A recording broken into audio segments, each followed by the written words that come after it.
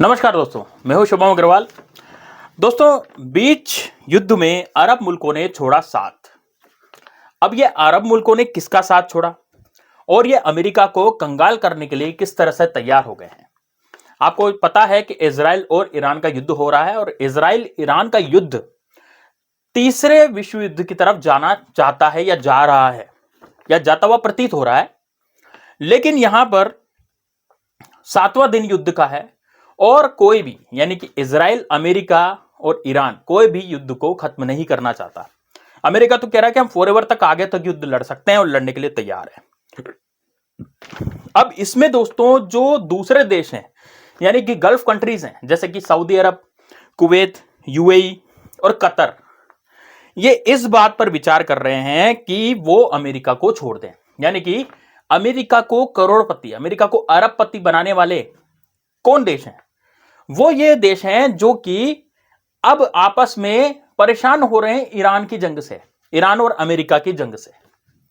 क्यों हो रहे हैं? क्योंकि जो मिसाइलें हैं, ईरानी मिसाइलें अब यूएई पे, सऊदी अरब पे, कतर पे और कुवैत पर भी पड़ रही हैं और इसकी वजह से अब ये देश अमेरिका को छोड़ने के लिए तैयार हो चुके हैं कि भैया बोरिया बिस्तर बांध ले, अब अमेरिका से बहुत अच्छी दोस्ती हो गई हमारी, अब कोई इन्वेस्टमेंट नहीं होगा यहां।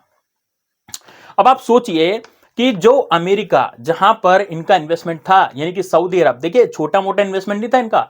सऊदी अरब हो गया, दुबई हो गया, ठीक है, कतर है, कुवैत है, ये सब बहुत पैसा कमाते हैं तेल से, तेल बेच के। और ऑयल बेच करके जब ये पैसा कमाते हैं तो उस पैसे को इन्वेस्टमेंट करते हैं अमेरिका में। आपने देखा होगा जब अमेरिका में कोई इवेंट होता है, जैसे कोई अपने यहाँ तो भारत में तो केवल क्रिकेट मैच ही बहुत ज्यादा फेमस है, लेकिन वहां पर सॉकर भी है, फुटबॉल भी है, बहुत सारे मैच वहां पर होते हैं, बहुत सारे इवेंट्स वहां पर होते हैं।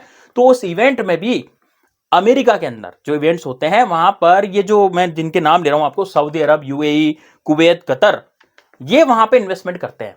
और इन्वेस्टमेंट से क्या होता है? इन्वेस्टमेंट से जब वहां पर इन्वेस्टमेंट करते हैं तो उनकी अर्थव्यवस्था बढ़ती है, यानी कि अमेरिका में पैसा आता है। और ये पैसा छोटा मोटा नहीं होता, ट्रिलियन डॉलर पैसा होता है। समझ रहे हैं आप? Trillion dollar. अभी ट्रिलियन डॉलर आप जब जीरो लगाएंगे ना तो आपको समझ में आ जाएगा कि कितना खरबों रुपया जो ये लोग हैं, ये जो देश हैं, गल्फ की जो कंट्रीज है, वहां पे इन्वेस्टमेंट करते हैं। ठीक है, अब अमेरिका में इन्वेस्टमेंट जो हो रहा है, यूएई, सऊदी अरब, कुवैत, यहां से पैसा आता है, वहां इवेंट्स होते हैं, उसमें इवेंट्स में ये पैसा लगाते हैं। तो अब उन्होंने कहा कि भैया ये जो इस तरह की लड़ाई हो रही है, क्योंकि ईरान का जो हमारे ऊपर मिसाइल दागना वगैरह या फिर मिसाइलें इधर आ रही हैं, तो इनको लग रहा है कि यार ठीक है, छोड़ो ना अमेरिका को, क्या करना है। तो एक न्यूज के हवाले से मैं आपको ये बता रहा हूं, ठीक है। अरब को भरोसा मिला इसके, है ना, क्या भरोसा मिला? अरब को यह भरोसा मिला कि भाई डिफेंस सिक्योरिटी और न्यूक्लियर की भी सिक्योरिटी इसको मिली, ठीक है ना, अरब को। और ईरान की मिसाइलें दुबई, यूएई वगैरह में भेजी जा रही है। तो फाइनेंशियल टाइम में लिखा हुआ एक आर्टिकल है और ये बड़ा ही एक्सप्लोसिव आर्टिकल है दोस्तों। इस आर्टिकल के तहत ही मैं आपको बता रहा हूं, क्योंकि अरब मुल्कों में कोई लोकतंत्र नहीं है, तो वहां की जनता जो है अब वो भी गुस्से से आग बबूली हो गई है कि भाई ये जो है अमेरिका में हम इन्वेस्टमेंट भी कर रहे हैं और हम ही मिसाइलें खा रहे हैं। तो इसका मतलब क्या हुआ? यानी कि हम इन्वेस्टमेंट करें और हम ही मिसाइलें खाएं और अमेरिका राज पटाए। वाह जी वाह, ये तो बहुत ही अच्छी बात हुई। तो अरब देशों में लोकतंत्र नहीं है, वहां राजतंत्र चलता है।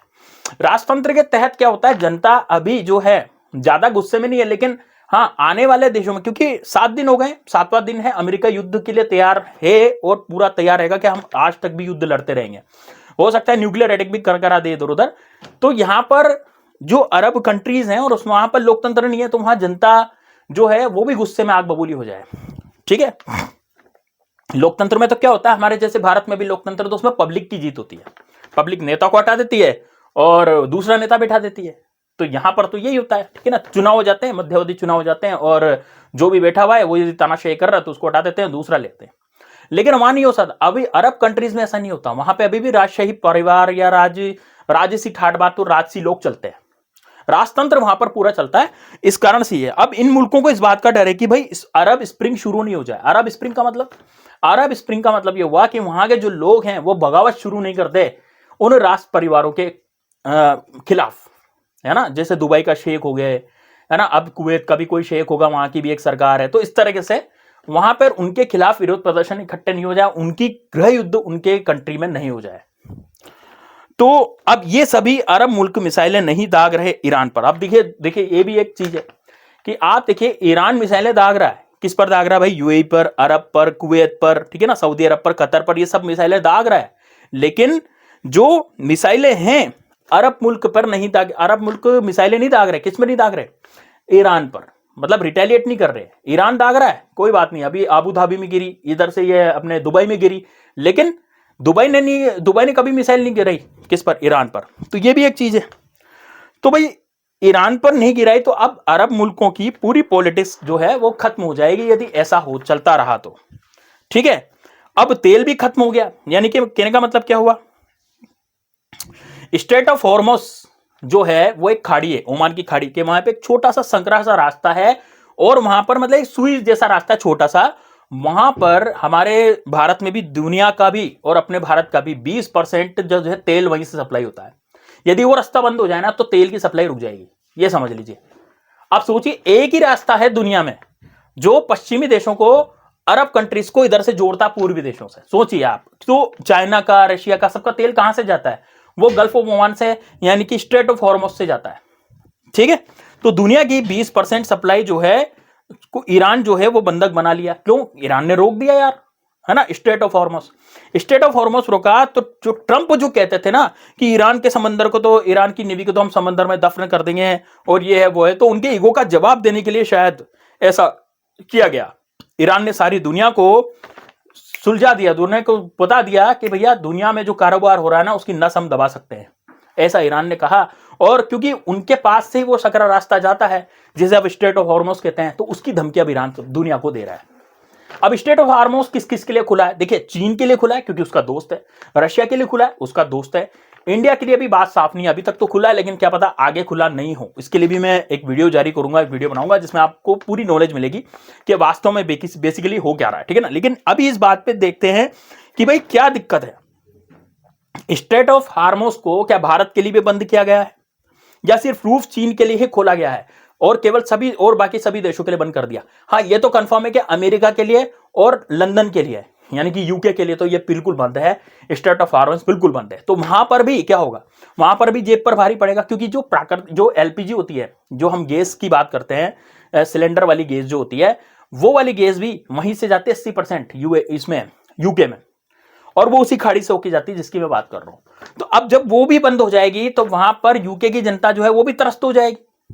ठीक है, तो सिर्फ रूस और चीन के लिए खोला गया है ये मार्ग, और बाकी सब बंद है। अब भारत ने क्या करा? भारत ने लिया न्यूट्रल स्टैंड, है ना। इंडिया ने क्या करा? इंडिया ने कुछ बोला ही नहीं, मतलब न्यूट्रल स्टैंड लिया। अब न्यूट्रल स्टैंड लिया, ईरान की जंग में इंडिया बोला नहीं, है ना। अभी क्या हुआ था, कल परसों की बात थी, वो शिप पूरा उड़ा दिया था, वारशिप पूरा उड़ा दिया था, आइरिस देना पूरा उड़ा दिया था, है ना। अभी श्रीलंका के पास ही उड़ाया, लेकिन फिर भी भारत की चुप्पी रही। तो ईरान ये चाहता है कि भैया आप हमारे लिए स्टैंड नहीं ले रहे, हमारे लिए नहीं बोल रहे, तो फिर क्या मतलब आ रहा है? क्या मतलब आ रहा है दोस्ती करने का? उनका मतलब ये है, ठीक है ना। तो आप हमारे लिए ही स्टैंड नहीं ले रहे हो, तो फिर दोस्ती का क्या मतलब आ रहा है? स्टैंड, भारत के न्यूट्रल स्टैंड से अब क्या वो अपनी कीमत चुकाएगा? यानी कि हम भारतीय लोग अब स्टैंड तो लिया नहीं, तो ईरान से क्या अपनी कीमत चुका पाएंगे? अब ये कीमत क्या चुकेगी? ओमान की खाड़ी में आप देखिए, अभी थोड़े दिन पहले की बात है, ओमान की खाड़ी में भारत के, बिहार के कैप्टन आशीष और राजस्थान के दिलीप सिंह की मौत हुई, वहां पर मौत हुई। और क्या वो अब एक हादसा थी, या फिर ईरान का भारत को तटस्थ रहने का जवाब था? आप खुद सोचिए, ईरान भारत के लिए, मतलब ईरान के लिए भारत क्या था? तटस्थ था। अब तटस्थ था, स्टैंड लिया नहीं, है ना। तो ये दोनों की जो मौत हुई, कैप्टन आशीष और राजस्थान के दिलीप सिंह, इनकी मौत हुई, तो क्या ये जवाब था क्या ईरान का? ये भी सोचने वाली बात है। ठीक है, तो अब आप हमारे लिए स्टैंड नहीं लेंगे तो हम आपके लिए भी वैसा ही सलूक करेंगे जैसा और दुनिया के साथ हम कर रहे हैं, क्योंकि आप हमारे साथ वैसी दोस्ती नहीं निभा पा रहे, ऐसा ईरान का सोचना है। तो जब हम दुनिया के बाकी देशों के साथ कर रहे थे, वही हम आपके साथ करेंगे। अब यहां पर कितने जहाज फंसे हुए देखिए, 37 जहाज और 1100 नाविक। कितने? 37 तो जहाज हो गए और 1100 नाविक यहां पर फंसे हुए हैं। ठीक है, और ईरान जो है उनको शील्ड की तरह इस्तेमाल कर रहा है। 37 जहाज किसके हैं? भारत के हैं, और 1100 नाविक भी अपने भारत के हैं, वो फंसे हुए हैं, और ईरान उनको शील्ड की तरह इस्तेमाल कर रहा है अमेरिका के सामने। तो इन पे तो मिसाइल नहीं दगेगी, अमेरिका इन पर हमला नहीं करेगा, क्योंकि अमेरिका और भारत में दोस्ती है। तो अब अमेरिका के सामने उसने इस्तेमाल करना शुरू कर दिया है। तो अब दोस्तों, अब आपका क्या स्टैंड है, आप बताइए, क्या आप इससे समझते हैं? आप कमेंट बॉक्स में जरूर कीजिए रिप्लाई, है ना। इस वीडियो को शेयर करें, इस वीडियो को लाइक करें, ज्यादा से ज्यादा शेयर करें, ताकि लोगों के पास सच्चाई पहुंच सके, क्या वास्तव में ऐसा हो रहा है। ठीक है, क्योंकि देखिए दोस्तों, यदि ईरान से सप्लाई बंद होती है तो सबसे ज्यादा भारतीय जेब पर ही असर पड़ेगा।